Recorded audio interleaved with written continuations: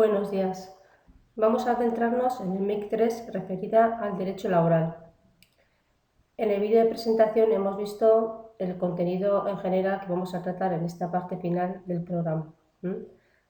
Concretamente, en esta parte de lo que vamos a hablar es del derecho laboral. Al inicio de este MEC 3 habéis visto la normativa que vamos a utilizar referida al Estatuto de los Trabajadores, a la Ley de Seguridad Social, a la Ley del Trabajo Autónomo, etcétera, etcétera, así como otros vínculos referidos a Seguridad Social o al Departamento de Empleo, etcétera. Todos ellos os serán de gran interés para utilizar la información requerida en esta parte del programa, que como os avanzaba al principio, solamente la vais a utilizar para efectuar el trabajo. No se os va a evaluar de otra forma esta parte del programa, solamente en el trabajo en grupo que tenéis que presentar. Vamos, por lo tanto, con el derecho laboral. En esta presentación vamos a ver qué regula el derecho laboral. El derecho del trabajo viene a ser lo mismo, derecho del trabajo y derecho laboral. Vamos a ver cómo se aplica a la relación laboral y en qué consiste la relación laboral, esto es, el contrato de trabajo. Vamos a ver cómo se plasma esa relación laboral, el contrato de trabajo en sus aspectos básicos, qué contenido tiene, pues jornadas, salarios.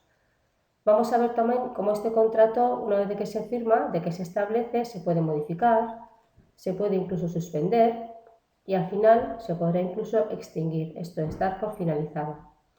Esto en cuanto a una primera parte del programa, porque a continuación veremos pues, qué tipos de contratos de trabajo hay. Y al final haremos una pequeña mención de temas referidos a seguridad social. Pero ya os digo que en esta presentación vamos a hacer una mención muy general de los temas, una pincelada muy general, por lo menos para que sepáis los conceptos básicos a los que os tendréis que enfrentar en esta materia. Poco a poco a introducirnos en las materias.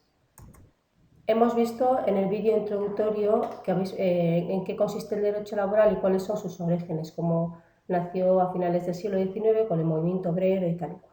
Bueno, ahora vamos a referirnos a contenidos más objetivos, más actuales del derecho laboral. Vamos a ver en primer lugar qué regula el derecho del trabajo. Aquí os escribo cómo es una rama del derecho que tiene por objeto la tutela del trabajo realizado de forma libre, por cuenta ajena, en relación de dependencia y a cambio de una contraprestación. Esta sería una definición de lo que es el derecho del trabajo. En efecto, en los MEC 1 y 2 lo que habéis visto es la parte del derecho civil referida a la parte del derecho privado referida al derecho civil que se aplica a las personas en general. En el MEC 2 habéis visto esa parte del derecho civil más específica referida al derecho mercantil, que es cuando las personas particulares realizan actividades mercantiles y son empresarios. Esa es la parte del derecho mercantil. En este apartado vamos a dar un paso más. Vamos a hablar otra parte del derecho especial también, que es el derecho del trabajo, que es una parte del derecho privado que regula las relaciones de trabajo que se dan entre una persona que es el empresario y otra persona que es el trabajador. Y en esta definición que tenéis aquí contemplada, se definen cuáles son las notas más importantes de esta relación. Aquí repetimos la definición, se dice es una rama del derecho que tiene por objeto la tutela, y se dice tutela porque el derecho de trabajo tiene un fin tuitivo, tiene un fin de tutelar a una de las partes más débiles de la relación laboral, como es la parte del trabajador. Por eso se habla de tutela. Y tutela un trabajo, porque no se tutela una relación de amistad o cosas que se puedan hacer con benevolencia, sino que se tutela un trabajo realizado de forma libre, por cuenta ajena y en relación de dependencia a cambio de una prestación. Como veremos más adelante, esto deja fuera al trabajo que se pueda realizar en una ONG, porque no existe este último punto, contraprestación, o dejará fuera, por ejemplo, el trabajo que realiza un presidente o un consejo de administración de una sociedad mercantil, porque él es el dueño de la sociedad, no trabaja para la sociedad.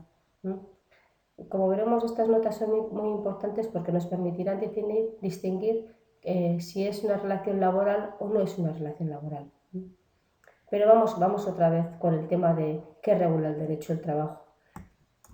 El derecho del trabajo regula, como podéis intuir ya, los contratos de trabajo, los contratos que firman el trabajador y el empresario y que se definen como una relación laboral. El derecho del trabajo regula también los convenios colectivos y las normas laborales. La norma más importante del derecho del trabajo es el Estatuto de los Trabajadores, ¿de acuerdo? Pero esto es, vamos a decir, más o menos teórico, porque este Estatuto de los Trabajadores regula un contenido esencial, muy básico, que siempre se mejora en otras normas como son los convenios colectivos y los contratos. Quiero decir que si, por ejemplo, el Estatuto de los Trabajadores dice que las vacaciones son 30 días, esta norma se puede mejorar en los convenios colectivos, donde se puede contemplar que las vacaciones anuales sean de 32 días. Entonces, la norma que tenga preferencia serán los convenios colectivos y no el Estatuto. El Estatuto establece siempre el mínimo básico que tiene que respetar toda relación laboral. Pero este mínimo normalmente, por lo menos así ha sido hasta ahora, se ha mejorado en los convenios. Dicho de otra forma, y esto es muy importante, cuando vosotros en la práctica, en vuestra vida laboral, tengáis alguna duda sobre un extremo controvertido de vuestra relación laboral, pues qué permiso tengo por patrimonio, o qué permiso tengo por traslado a domicilio, o qué permisos tengo cuando han operado una persona que es de mi entorno familiar, o para saber cuánto tiene que durar el periodo de prueba, o cuando tengo que saber cuál es el salario que se va a aplicar a mi categoría profesional, todo este tipo de dudas, para solventarlas, lo que tenéis que acudir en primer lugar es al convenio. En el convenio colectivo que se aplica en cada caso se resuelven todas estas dudas. Y si no existe convenio, habrá que ir al Estatuto de los Trabajadores. Pero os aseguro que normalmente es mejor acudir al convenio porque mejora lo contemplado en el Estatuto de los Trabajadores. Esta es una cuestión bastante importante en el derecho laboral y una especialidad del derecho laboral, donde el convenio colectivo tiene una importancia casi mayor, se podría decir, en la práctica que la propia ley, que es en este caso el Estatuto de los Trabajadores.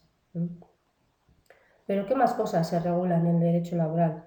Pues se regulan los sindicatos y el derecho de sindicación, y con esto se regulan también los conflictos colectivos, el derecho de huelga, y aunque no son propiamente derecho laboral, también se incluyen lo que es seguridad social, ¿vale? Tanto el régimen general como el régimen de autónomos. Estos son los puntos más importantes o los puntos centrales que consisten en el contenido del derecho laboral. Y para gestionar todo eso tenemos dos instituciones, como son la Administración Laboral y la Jurisdicción Social.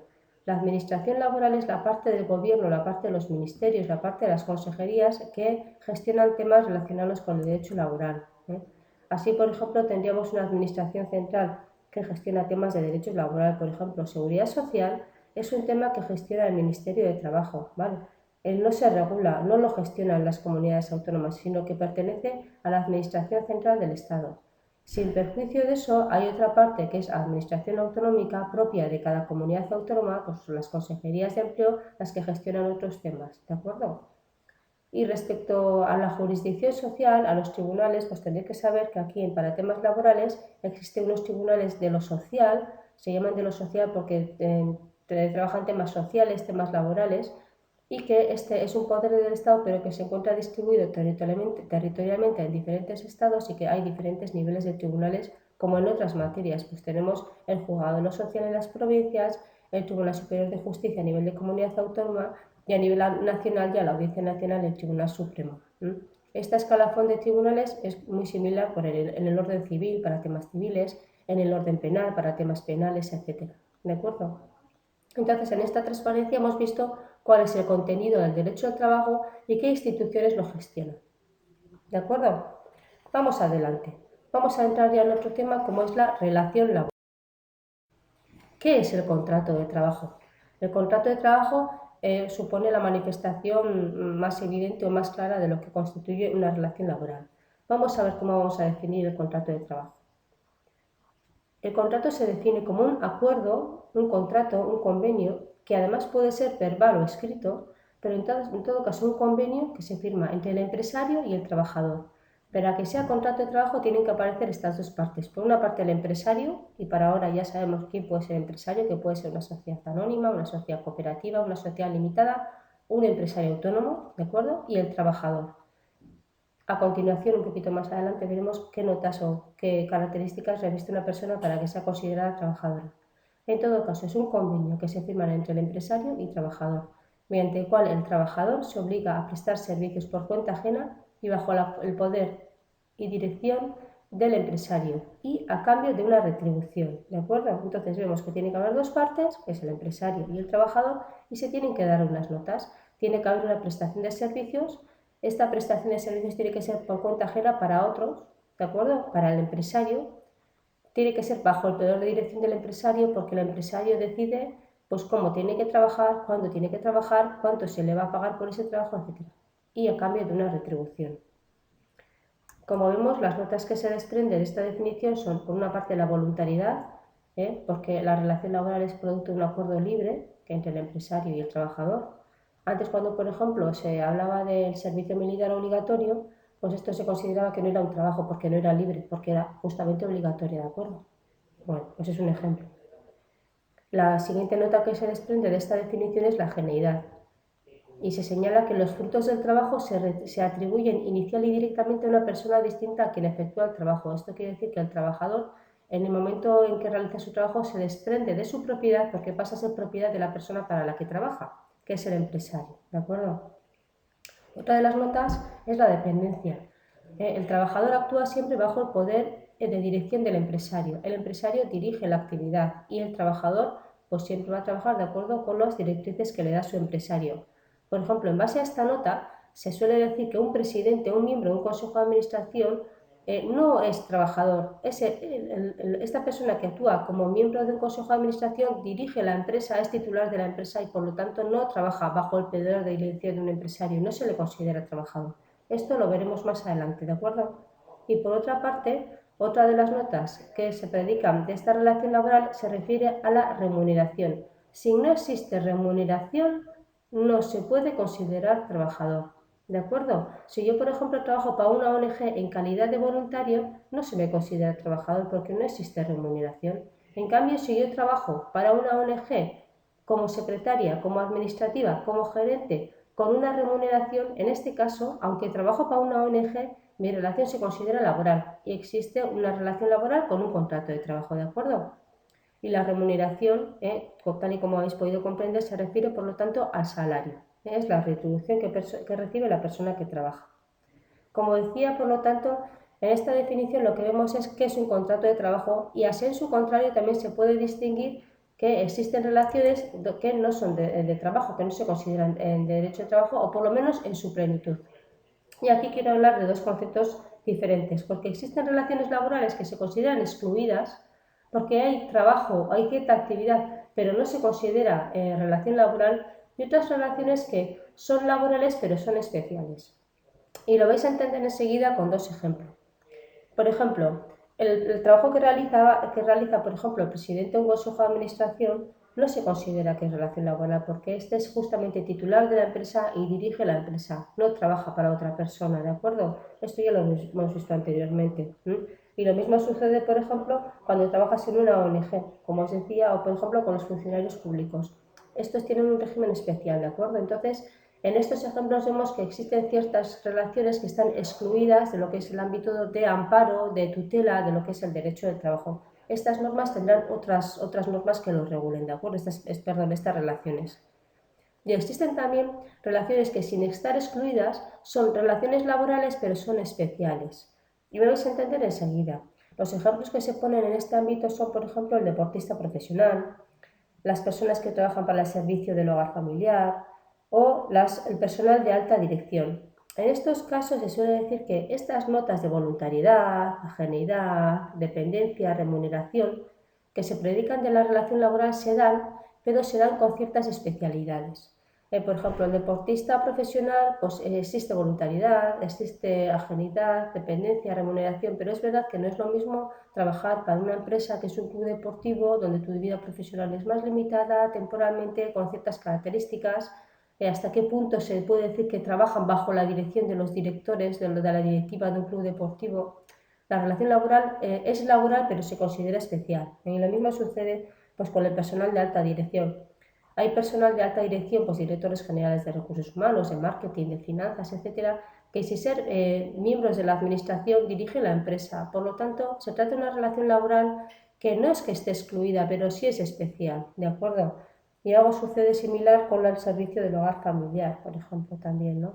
Estas personas pues, normalmente trabajan pues, pocas horas, tienen relaciones de jornada pues, un poco diferentes y por lo tanto se consideran especiales.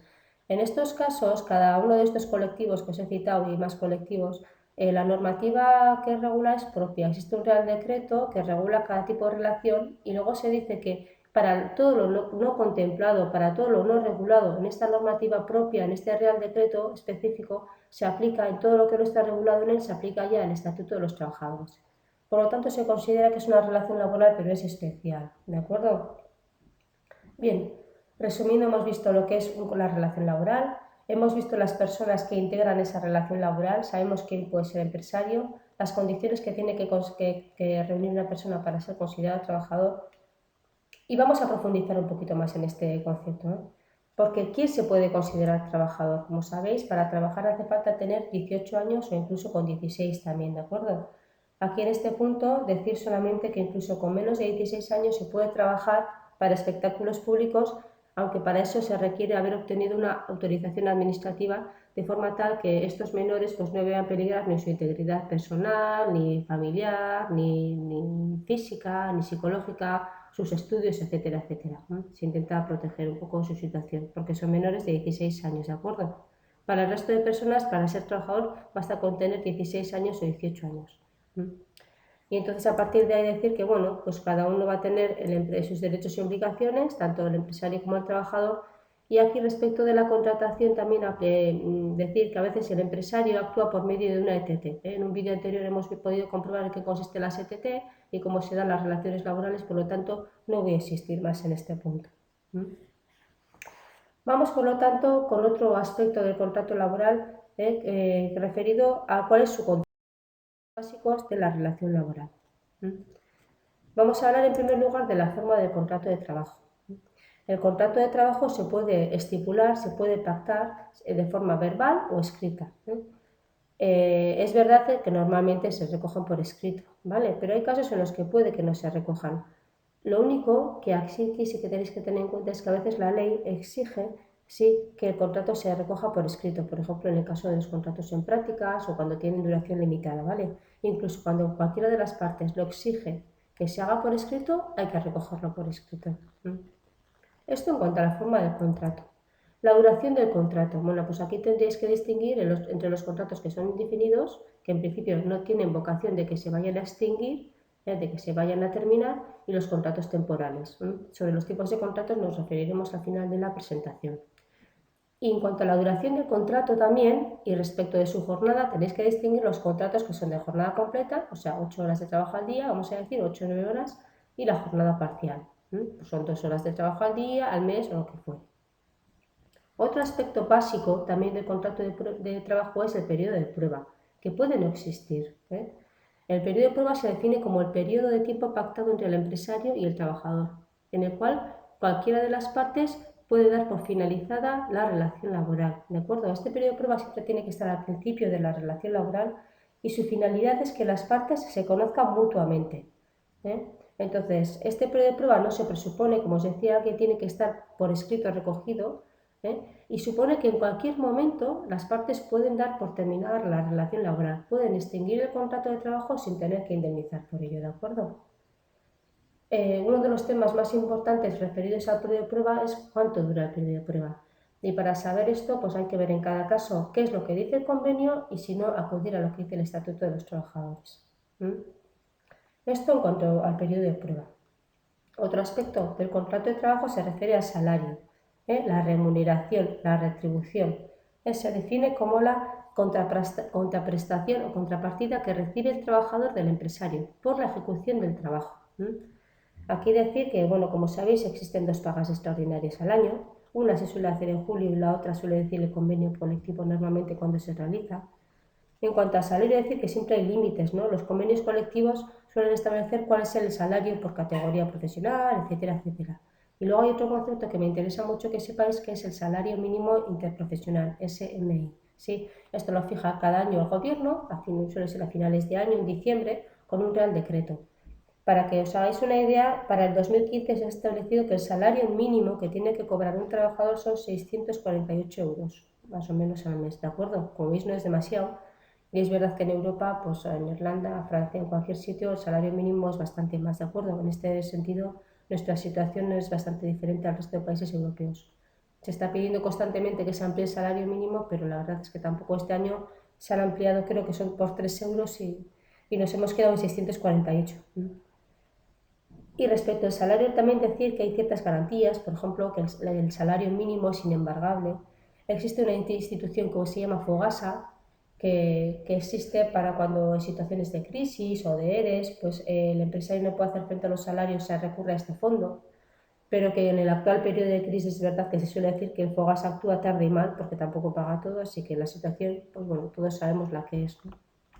Esto en cuanto al el primer apartado referido a los aspectos básicos del contrato, ¿no? Cómo se tiene que formalizar, la duración, el periodo de prueba, el salario.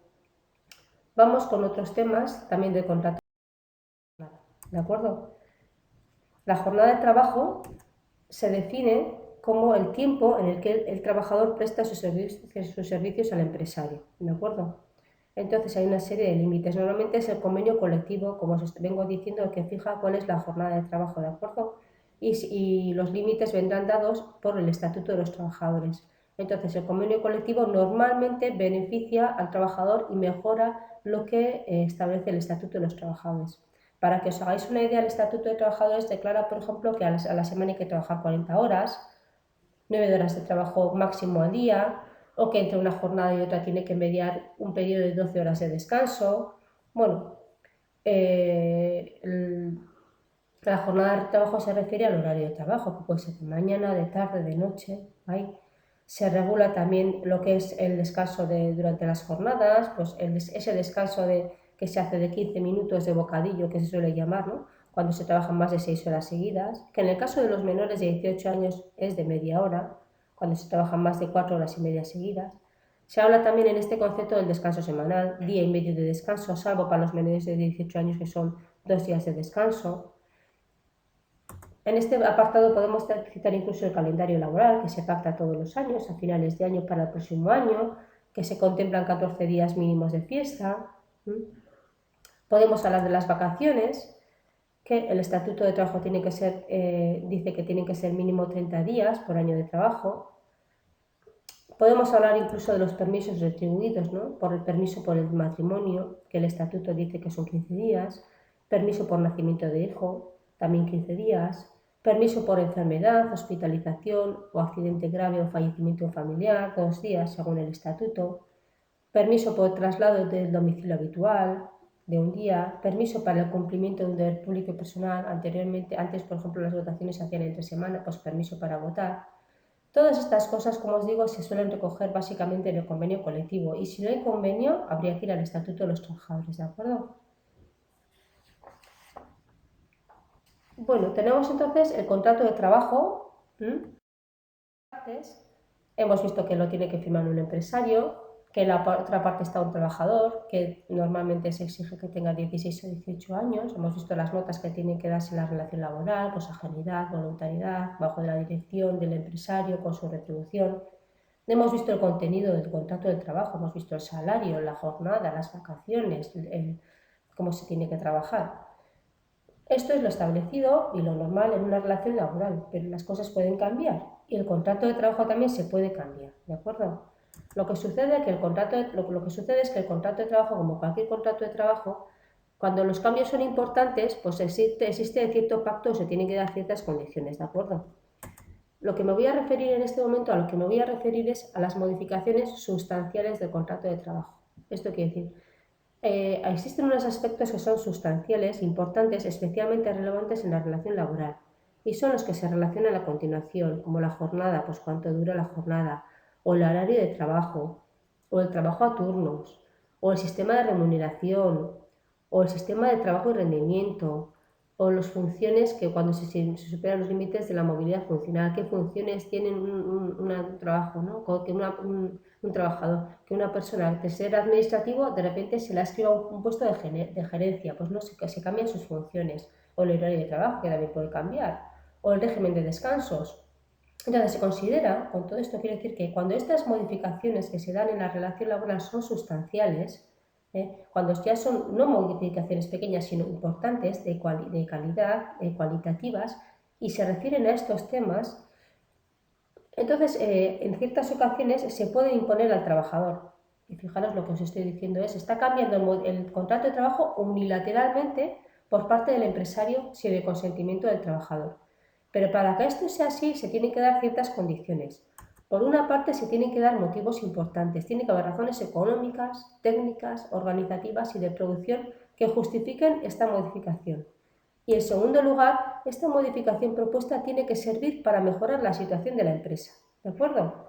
Para llevar a cabo estas modificaciones es verdad que tienen que seguirse ciertos procedimientos que están contemplados en el estatuto o en el convenio colectivo. No se puede hacer de cualquier forma, ¿de acuerdo? Pero si se considera que esta modificación es importante, que es justificada, que va a servir para mejorar la situación de la empresa y afecta a estos temas, se podrá imponer al trabajador, el cual no se puede oponer, y si se opone se le puede dar por extinguido el contrato de trabajo con una indemnización de 20 días de año trabajado en este momento, ¿de acuerdo?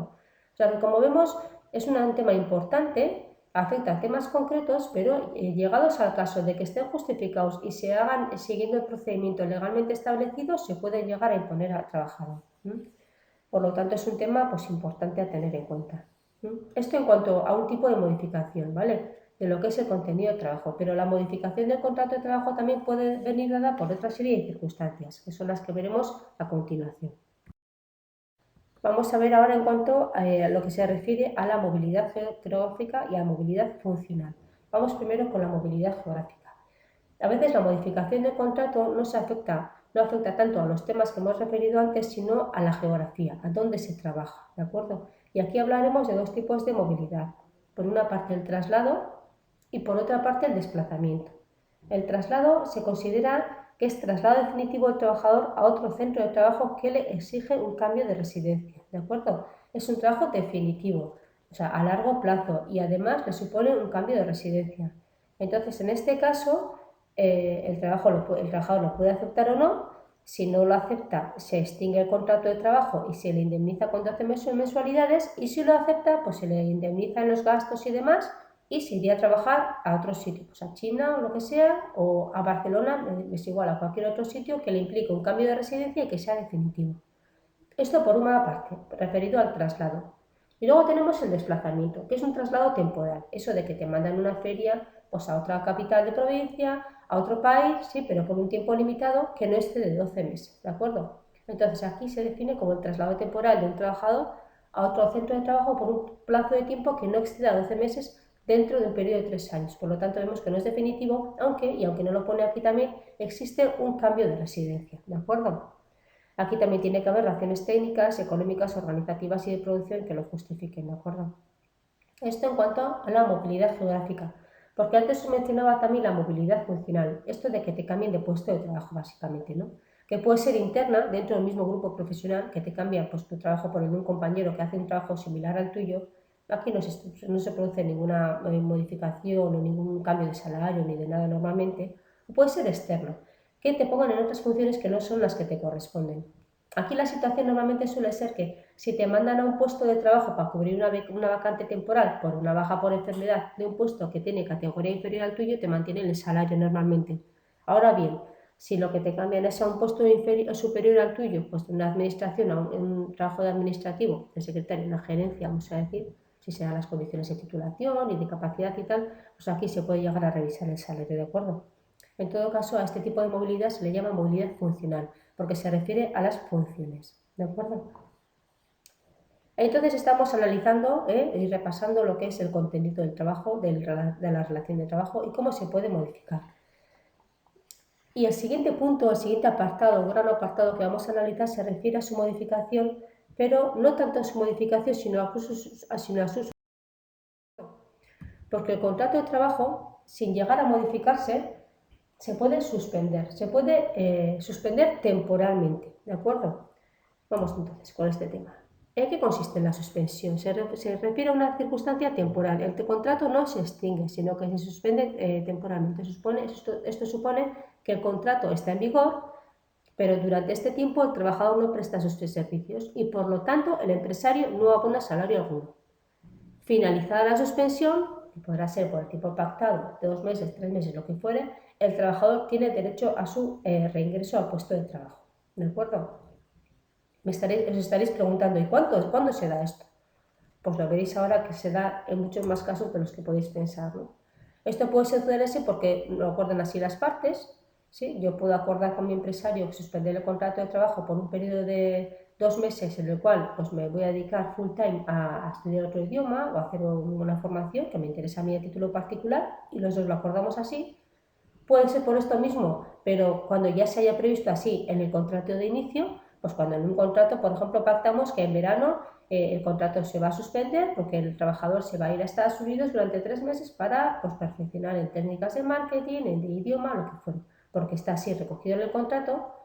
Puede suspenderse también por una incapacidad temporal, estoy pensando en una baja por enfermedad, una gripe, una neumonía, sí. A estos casos se llama incapacidad temporal. Se suspende también en los casos de maternidad, cuando una persona da a luz o adopta un hijo, o incluso cuando se ejerce el derecho de huelga. Cuando se ejerce el derecho de huelga se considera que el contrato no se ha extinguido, sino que se suspende y por lo tanto el trabajador no trabaja y el empresario no paga. En todos estos casos estamos hablando de suspensión del contrato de trabajo, ¿de acuerdo? Y otra circunstancia, aunque no del todo igual, es la excedencia. A veces es muy difícil distinguir lo que son situaciones de excedencia de la suspensión, ¿de acuerdo? Y es una distinción básicamente teórica, porque al final lo que hay que ver es cómo se regula cada circunstancia en cada caso concreto en el convenio y en el estatuto. Normalmente se suele decir que la excedencia se distingue de la suspensión porque aquí no existe siempre un derecho al reingreso al puesto de trabajo. Entre los diferentes tipos de excedencia se puede citar la excedencia voluntaria. Normalmente para cogerte una excedencia voluntaria, pues durante un año, 6 meses, en tu puesto de trabajo se exige una antigüedad de un año, sí, y no se exige ninguna justificación. En otros tipos de excedencia, por ejemplo, para cuidado de hijos menores y familiares, pues habría que ver si existe justificación o no. Si existen los hijos menores, las necesidades familiares, etcétera, etcétera. ¿De acuerdo? Pero ya os digo, en todo caso, en estas circunstancias lo que hay que ver es muy bien cómo se regula en tu convenio, qué condiciones te pone, qué beneficios te da, porque aquí cada caso sí puede ser diferente. Y seguimos. Vamos a seguir con el contrato de trabajo que ha nacido, tenía un contenido, se ha modificado, se ha suspendido y vamos a llegar al final cuando se puede extinguir. Extinguir es un término que significa finalizar, dar por concluido. Vamos a hablar de la extinción. ¿Qué es la extinción? La extinción pone fin a la relación jurídica que vincula al empresario y al trabajador. Por lo tanto, se liquida. Habrá que hacer cuentas, qué es lo que me debes y cómo dejamos la situación. Ya no se suspende. Cuando se suspende, se quiere decir que después se va a continuar. Cuando se extingue, quiere decir que ya es definitivo. El contrato deja de existir, cesando las obligaciones de las partes. Y en estos casos, lo que se hacen es cuentas y el empresario presentará la propuesta de finiquito, pues lo que le corresponde, pues por las pagas extras la parte que le corresponde, o por la antigüedad, o las vacaciones que no ha disfrutado, etcétera, etcétera. ¿Cuándo se extingue o por qué motivo se extingue un contrato de trabajo? Pues bien por voluntad conjunta de ambas partes, porque así lo han acordado, bien porque lo quiere el trabajador o bien porque lo quiere el empresario. El caso más conocido es el del despido, así como otras causas. Vamos a profundizar si quieren el concepto de cada una de ellas. Muy simple, muy breve. Por voluntad de las partes, ¿cuándo se extingue un contrato de trabajo?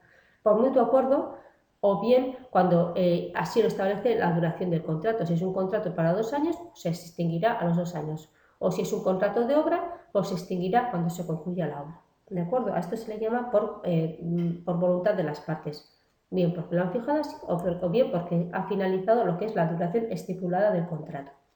El contrato de trabajo también se puede extinguir por voluntad del trabajador. El caso más común es el de la dimisión, o si no, cuando el trabajador en sí no quiere dimitir, no quiere dejar, pero resuelve, da por concluido, finaliza el contrato porque el empresario no cumple, por ejemplo, porque no le paga. ¿De acuerdo? Sería otro caso de extinción.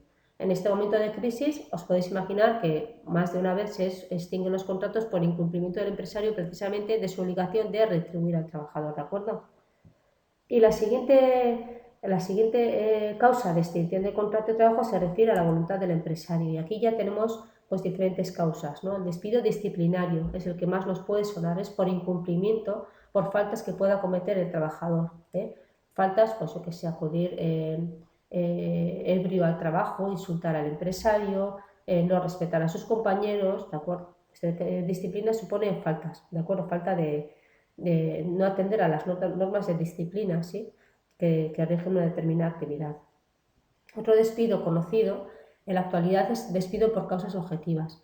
Aquí hay diferentes causas dentro de este apartado, pues se incluye la ineptitud del trabajador conocida o sobrevenida, la falta de adaptación a las modificaciones técnicas por parte del trabajador, las faltas de asistencia, la necesidad objetivamente acreditada de amortizar un puesto de trabajo por causas económicas, técnicas organizativas, ¿de acuerdo?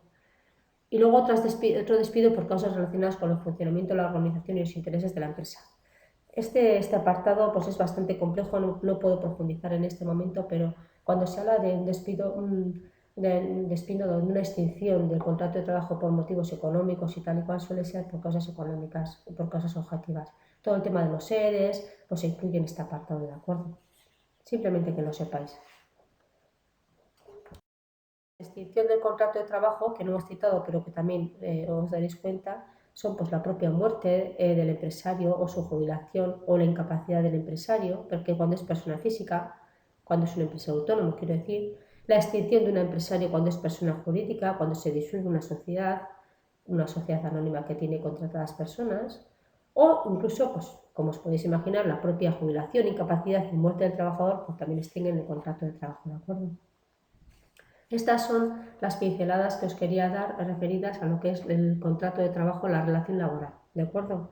El último apartado, el otro apartado ya para ir finalizando este bloque, se refiere a los tipos de contratos que hay, ¿de acuerdo?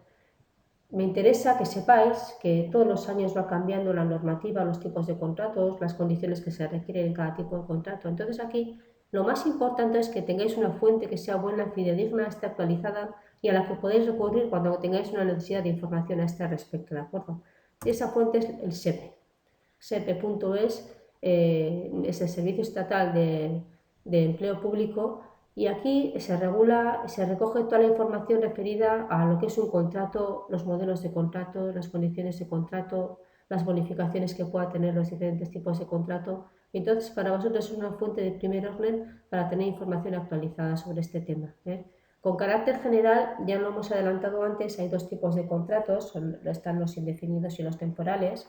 Dentro de los indefinidos pues está el indefinido ordinario y luego suelen salir otros tipos de contratos indefinidos pues en cada momento puntual con bonificaciones y con beneficios pues que se van sacando continuamente, ¿no? Según cuál es la situación del mercado laboral. Pues en este momento está el fomento de la contratación indefinida, pero bueno, esto va cambiando continuamente, ¿eh?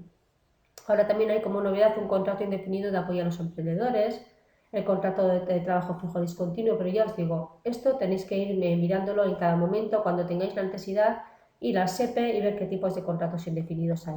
Y lo mismo sucede con los temporales, ¿eh? Los más normales son los contratos formativos, esto es el contrato para la formación para las personas que no tienen titulación superior, o el contrato en prácticas para los que tenéis formación superior. Vosotros posiblemente cuando terminéis el grado firmaréis un contrato en prácticas, ¿de acuerdo?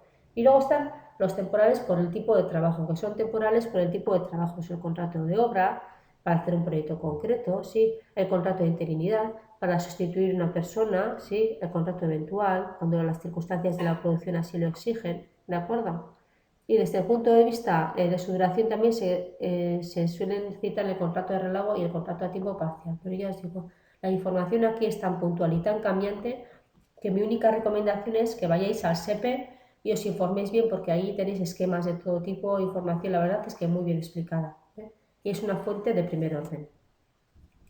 Y solo me resta dar en materia de seguridad social, que también lo incluimos dentro de lo que es el derecho laboral, ¿de acuerdo? ¿En qué consiste la seguridad social? Pues es un seguro, pero público, en otras palabras, ¿no? Es un seguro que además es obligatorio y de carácter público.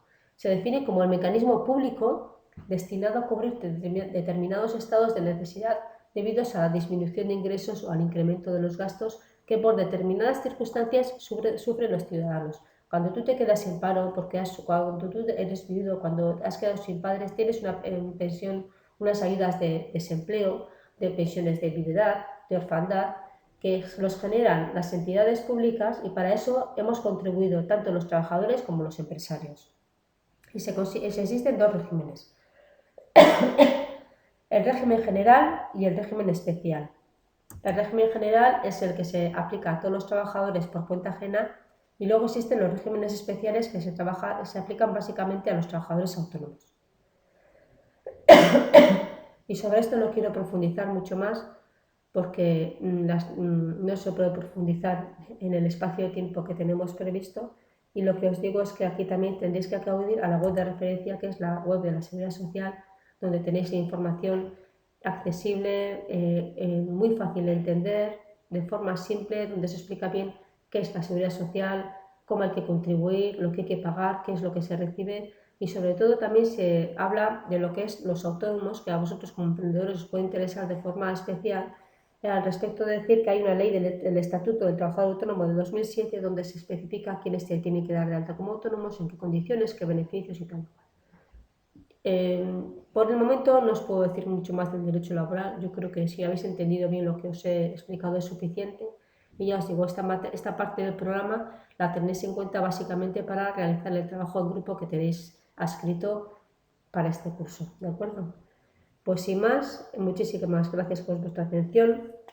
Espero que haya sido de vuestro interés esta parte del derecho laboral y que si tenéis alguna duda, pues no tenéis más que contactar conmigo. Gracias.